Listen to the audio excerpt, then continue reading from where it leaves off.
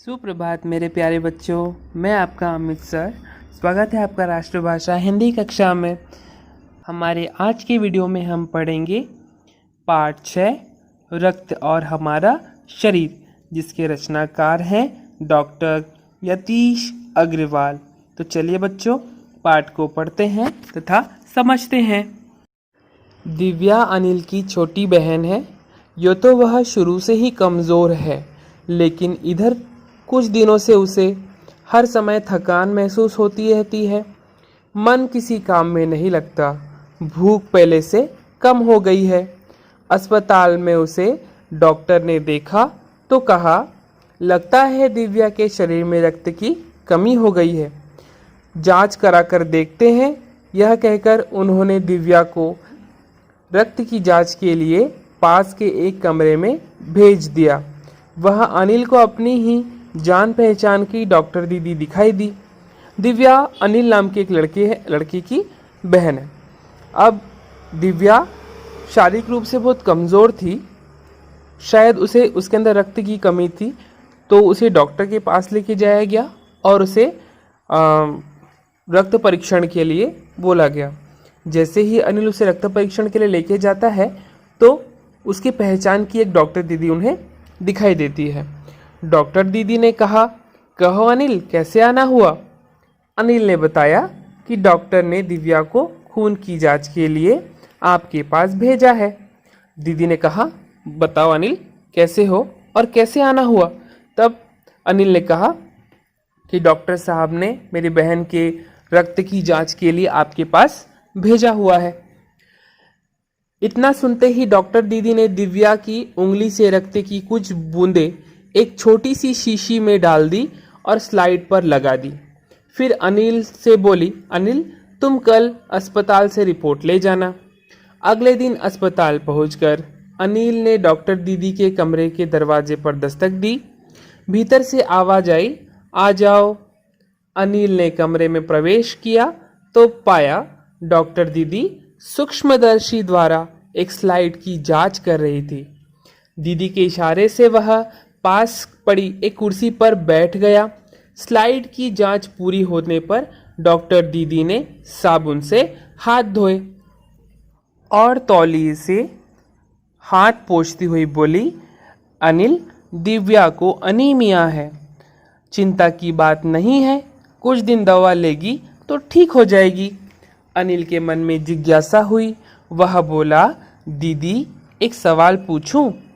हाँ हाँ, क्यों नहीं, डॉक्टर दीदी ने कहा। अनीमिया से आपका क्या मतलब है दीदी? उसने पूछा। अब अनिल ने कौतूहलवश डॉक्टर दीदी से पूछा कि अनीमिया क्या होता है। आप लोग के मन में भी जागरूकता आ रही होगी, आप लोग के मन में भी जिज्ञासा जाग रही होगी कि अनीमिया आखिर होता क्या है। अनीमिया एक बीमारी है बच्चों।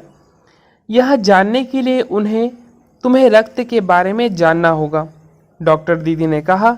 फिर बोली, अनिल, देखने में रक्त लाल द्रव के समान दिखता है। द्रव्य मतलब होता है पानी या लिक्विड, किंतु उसे सूक्ष्मदर्शी द्वारा देखें तो यह भानुमति के पिटारे से कम नहीं है।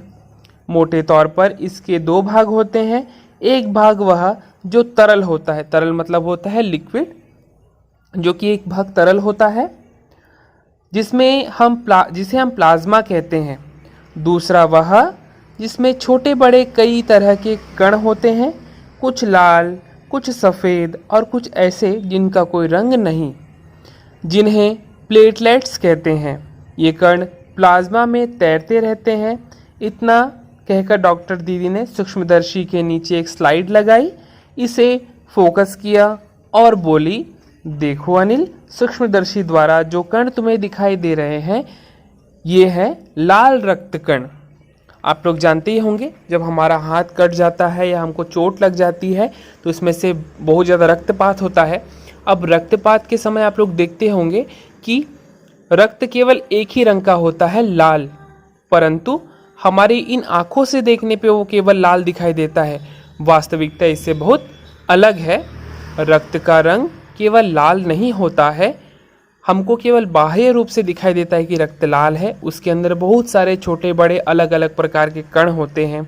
प्लाज्मा होता है, श्वेत रक्त कणिकाएं होती है, प्लेटलेट्स जिन्हें कहा जाता है। स्लाइड देख मानो आश्चर्य से उछल पड़ा था अनिल। रक्त की एक बूंद में इतने सारे कण, इसकी तो वह कल्पना भी नहीं कर सकता था। वह बोला, इन्हें देखकर तो ऐसा लगता है मानो बहुत सी छोटी बड़ी बालूशाही रख दी गई हो। अब बालूशाही क्या है बच्चों? बालूशाही एक प्रकार की मिठाई होती है।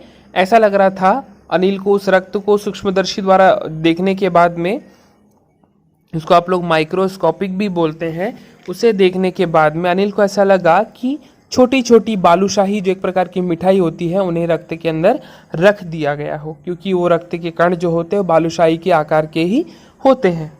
हाँ, दीदी बोली, लाल कण बनावट में बालूशाही की तरह ही होते हैं, गोल और दोनों तरफ अवतल यानी बीच में दबे हुए। रक्त की एक बूंद में इतनी संख्या लाखों में होती है।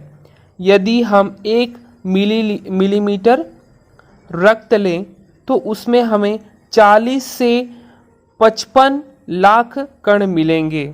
सोचिए, इस प्रकार के बालूशाही के जो प्रकार के आकृति वाले जो रक्त के कण होते हैं वो एक बूंद में बहुत सारे मात्रा में पाए जाते हैं। इसके कारण ही हमें रक्त लाल रंग का नजर आता है, क्योंकि रक्त में इनकी संख्या ज़्यादा होती है, इसीलिए लाल रंग के ही दिखाई देते हैं। ये कण शरीर के लिए दिन रात काम करते हैं। सांस लेने पर साफ हवा से जो ऑक्सीजन तुम प्राप्त करते हो उसे शरीर के हर हिस्से में पहुंचाने का काम इन कणों का ही है। इनका जीवन काल लगभग 4 महीने होता है। 4 महीने के होते होते ये नष्ट हो जाते हैं, लेकिन एक साथ नहीं, धीरे धीरे। तो इस प्रकार डॉक्टर दीदी ने कहा कि ये जो रक्त के कण हैं वो हर 4 महीने में एक बार रिसाइकल हो जाते हैं। रिसाइकल का मतलब, जैसे कि आज अगर कोई रक्त का कण हमारे शरीर में बना, रक्त की एक बूंद अगर हमारे शरीर में बनी, तो अगले 4 महीने तक वो हमारे पूरे बॉडी में उसका संचार होगा, हमारे शरीर में उसका संचार होगा, और अगले 4 महीने के बाद में वो धीरे से समाप्त हो जाएगा। वो रक्त का जो कण है वो हमारे बॉडी में धीरे से समाप्त हो जाता है। अब आप लोग कहेंगे कि अगर इस प्रकार से समाप्त हो जाता है तो फिर हमारे बॉडी में तो रक्त नया बनेगा ही नहीं, लेकिन ऐसा नहीं है।